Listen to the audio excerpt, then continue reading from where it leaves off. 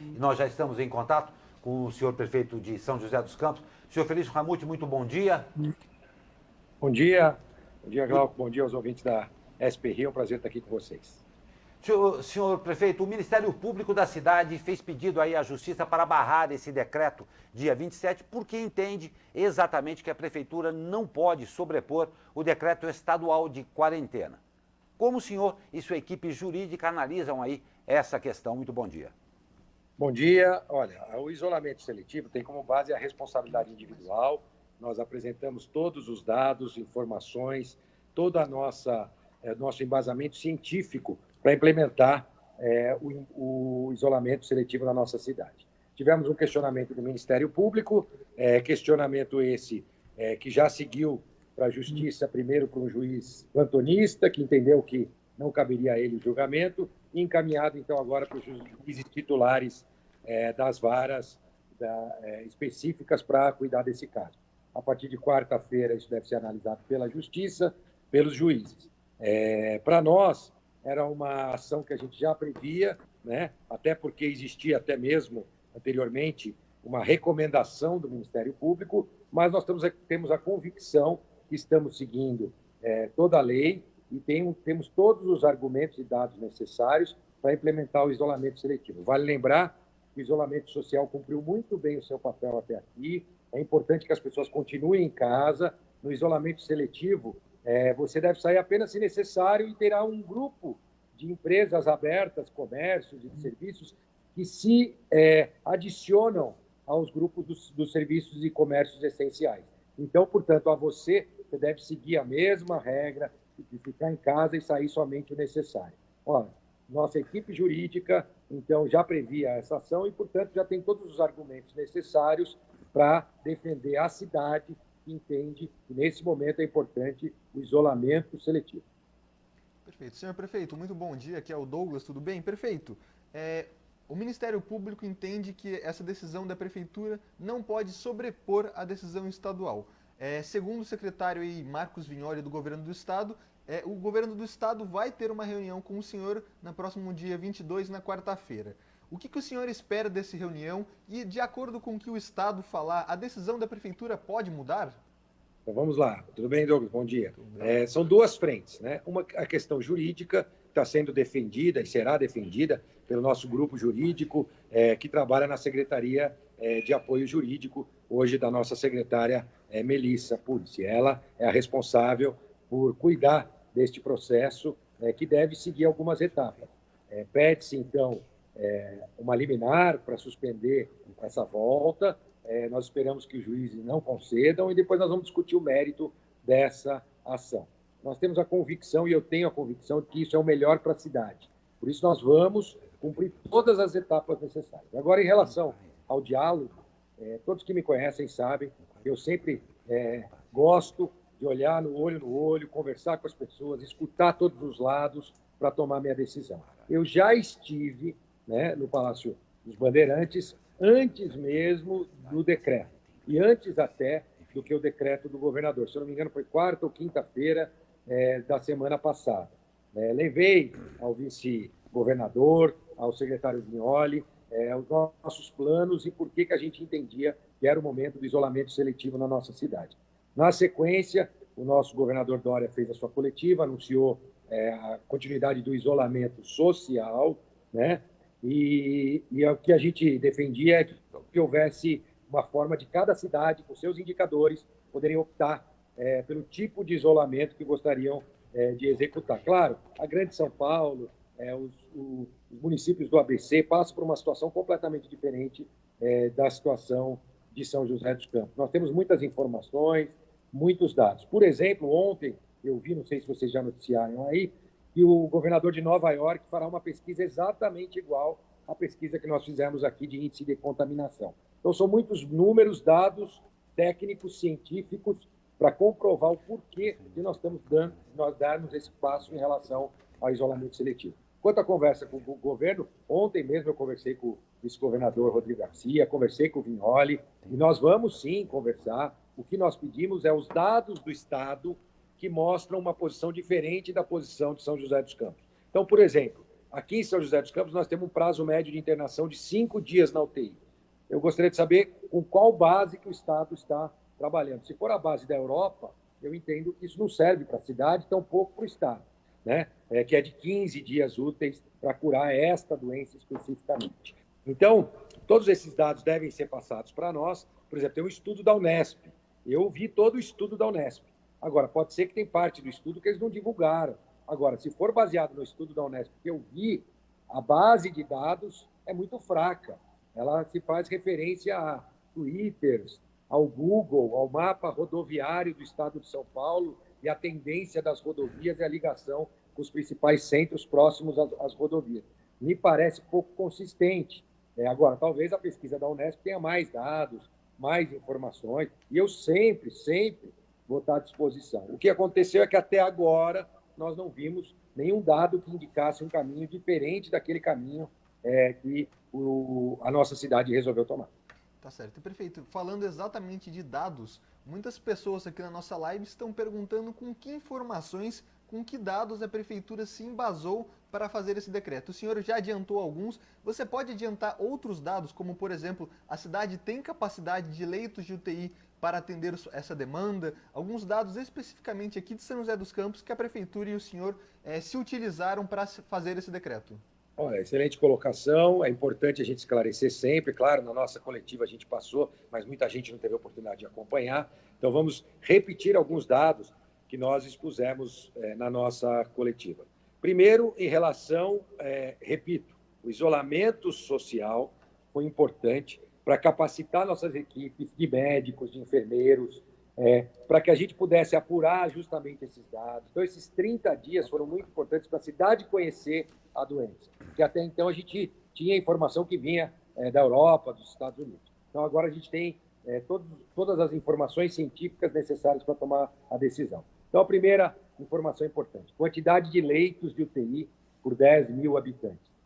São José tem 3,8 leitos de UTI a cada 10 mil habitantes. Para vocês terem uma ideia, a Alemanha, quando começou a epidemia na Alemanha, que é um case de sucesso, é o melhor case da Europa, pelo menos do lado, não do lado oriental, do lado ocidental, na Alemanha ela tinha 3 leitos de UTI, nós temos 3,8.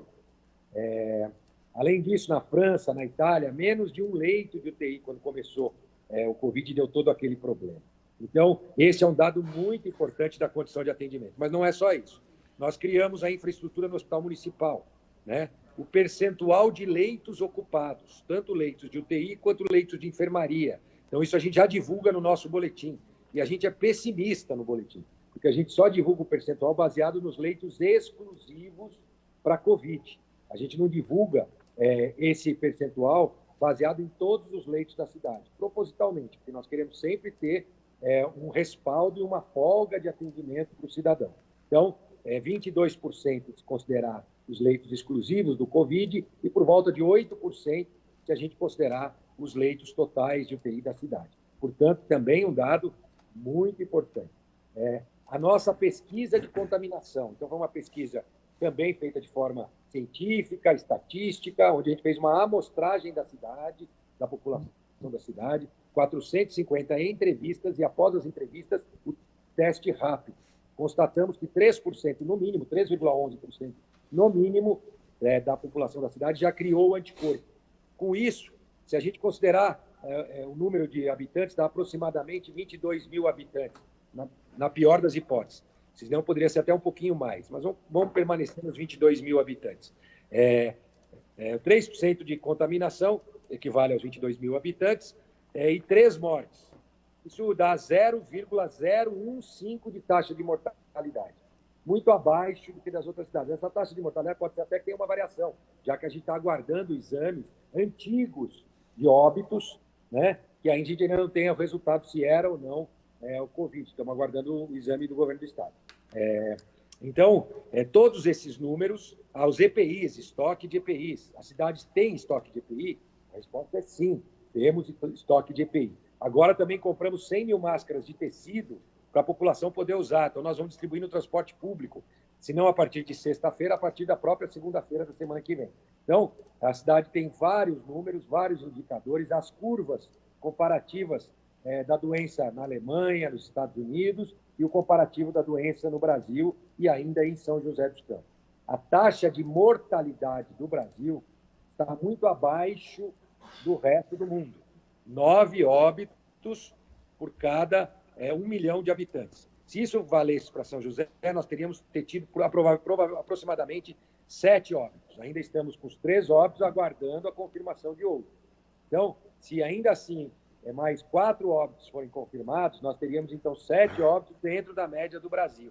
No estado de São Paulo, esse número é por volta de 18 a 19 óbitos por cada milhão de habitantes. Então, também, ainda assim, nós estaríamos dentro da média. Portanto, a gente tem todos os dados necessários para que isso possa ser implementado. Perfeito. E dentre esses dados, o senhor vem descartando aí a criação de um hospital de campanha aqui na cidade. Então, o senhor tem informações que São José tem leitos de UTI suficientes para atender essa demanda.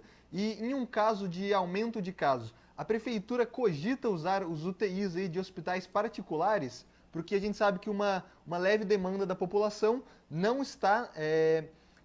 esses leitos não são para o SUS, são para os hospitais particulares. A prefeitura cogita ou conta também com esses hospitais particulares?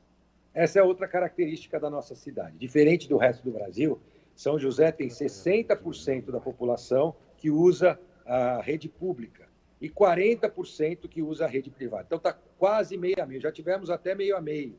Com a crise, muitas pessoas deixaram de ter o plano de saúde. Então, 60, 40. E as UTIs estão distribuídas dessa forma. Nós temos aproximadamente 55% das UTIs no poder público e 45% delas estão na rede privada. Então, a gente não vê a necessidade, por enquanto, dessa utilização. Ao contrário, hoje, os hospitais particulares é que tem mais gente internada do que nos hospitais públicos da cidade. Então, a gente está vendo justamente o contrário em relação a isso. Essa tendência pode mudar, mas a quantidade de leitos disponíveis públicos em São José já é o suficiente para atender esses 60% da população. Prefeito, agora falando exatamente sobre o decreto, né? Muitos internautas estão perguntando para a gente aí o que pode abrir, o que não pode abrir. O senhor pode dar um breve esclarecimento do que pode abrir, se vai ser necessário obrigatoriamente usar máscaras dentro desses comércios? Apenas um breve relato aí do que prevê esse decreto aí que vai entrar em vigor no dia 27.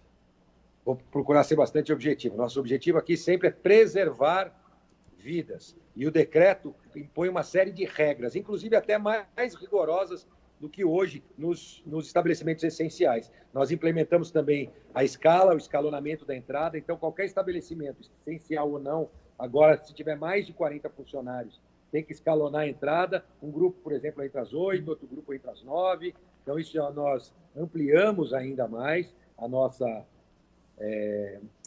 exigência. E aí uma série de regras para... Primeiro, são divididos em 2 blocos. Comércios, cabeleireiros e salões de beleza, escritórios de serviços e vendas e comércios de rua 15 e de shoppings. Esse é o primeiro grupo. Esse é a partir do dia 27, se os dados epidemiológicos dessa semana continuarem da mesma forma. Então, aí esse é o primeiro bloco. Somente esses comércios adicionais poderão atuar. Ok, estamos de volta com o Abre Aspas. Nós tivemos uma pequena dificuldade técnica aqui e agradecemos muito a vocês todos que estão participando em massa aqui da entrevista com o prefeito Felício Ramute, aqui de São José dos Campos. Prefeito, eu agradeço a sua participação e também a sua paciência e já volto com a palavra ao senhor. Muito obrigado. Respondendo à pergunta do Douglas, que eu acho que foi o momento que caiu, né, Douglas? Você exatamente. Sobre a responsabilidade, né? Se a prefeitura, logicamente, diariamente assume essa responsabilidade, mas nesse caso do coronavírus, se a prefeitura também tem ciência que se caso o número de casos aumente, como é que a prefeitura vai lidar com isso?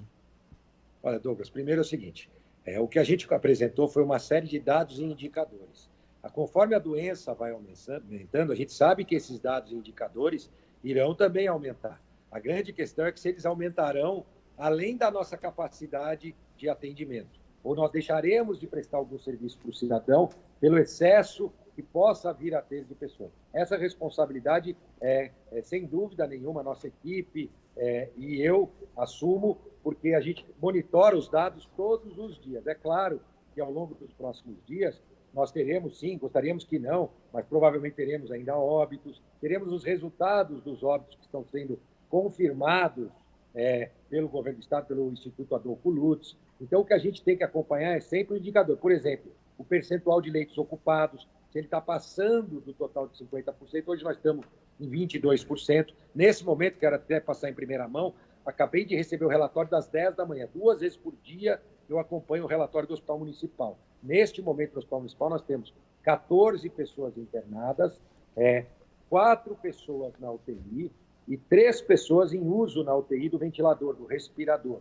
Para vocês terem uma ideia, a nossa UTI tem capacidade para, lá no Hospital Municipal, apenas uma das UTIs, nós temos 2. Uma delas tem capacidade para 36 UTIs, 36 respiradores. Nesse momento, nós temos 3 pessoas. Portanto, 12 vezes menos do que a capacidade de respiradores que somente o Hospital Municipal tem. Então, é esses dados que a gente tem que ir acompanhando, e eles devem se manter estáveis e não devem passar muito daquilo que é aceitável. A gente não pode ter um excesso de problema e acabe congestionando a nossa rede pública de atendimento. Isso, minha equipe e, claro, cada um de vocês, porque a responsabilidade individual também é do cidadão, ele tem que continuar se cuidando, mantendo os hábitos e rotinas de higiene, lavando as mãos com álcool gel e com água e sabão, e também saindo somente se necessário.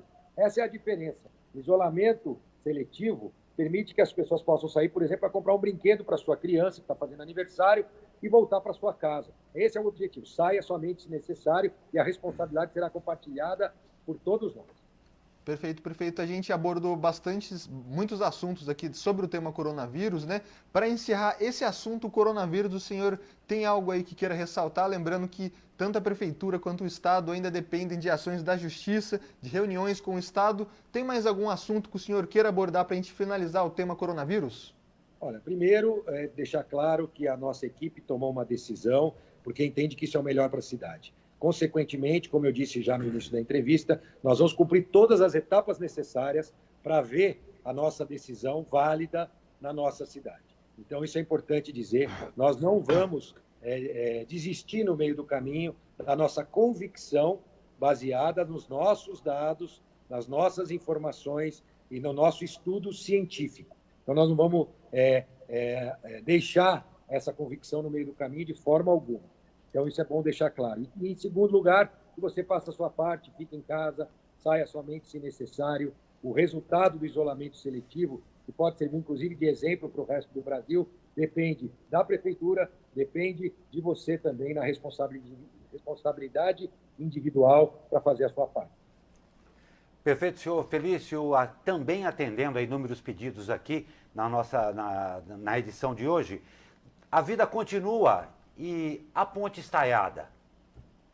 Sim, entregamos a Via Cambuí, agora ela tem aquela saída da Vila da Tatetuba que está sendo concluída, acho que até o final do mês já concluiremos também a saída da Vila Tatetuba, que ficou ainda para ser feita, que é o retorno da Dutra sentido São Paulo, e agora até sexta-feira a ponte estaiada. Nesse momento nós temos acho que mais de 100 pessoas trabalhando em todas as frentes lá na obra, para deixar ela pronta para a utilização das duas pontes da ponte estaiada. A parte de baixo ainda será concluída, o recapeamento, a parte de jardinagem, de paisagismo, tudo isso ainda será feito ao longo do próximo mês. Mas a utilização em si, até sexta-feira, as pessoas já vão poder utilizar as duas pontes que compõem um complexo viário da ponte estaiada. E eu vou explicar.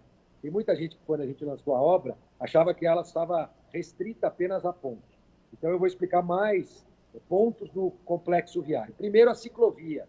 Existe uma ciclovia que já está pronta naquele trecho, vai atravessar o Senhorinha e vai ligar até a Zona Sul. Essa ciclovia já está pronta no trecho da ponte estaiada. Claro, ela vai passar por baixo ali, no arco da ponte, ali, ao lado do arco.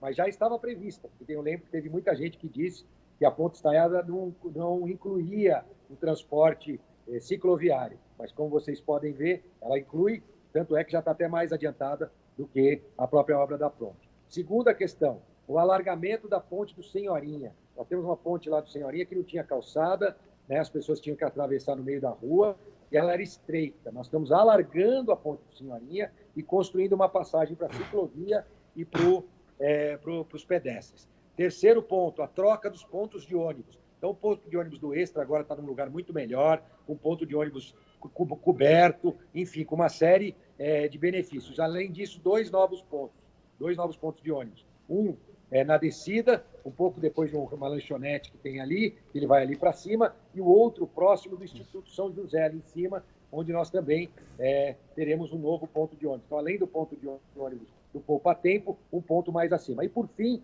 do complexo viário, à direita livre na descida do Aquários. Então, nós teremos ali um sinal de pedestres, claro, mas fora o sinal de pedestres, quem tiver no carro vai poder virar à direita ali, sem precisar esperar os outros semáforos, só com exceção do semáforo claro de pedestre. É uma direita livre que foi feita e já estava prevista no projeto original. Tudo isso vai facilitar muito a fluidez do trânsito, garantindo para os 60 mil usuários de ônibus que usam todos os dias chegar nos seus trabalhos mais cedo, voltar para casa mais cedo, e para quem usa com transporte individual ou de bicicleta, passar com segurança e sem o trânsito que antes a gente tinha naquela região.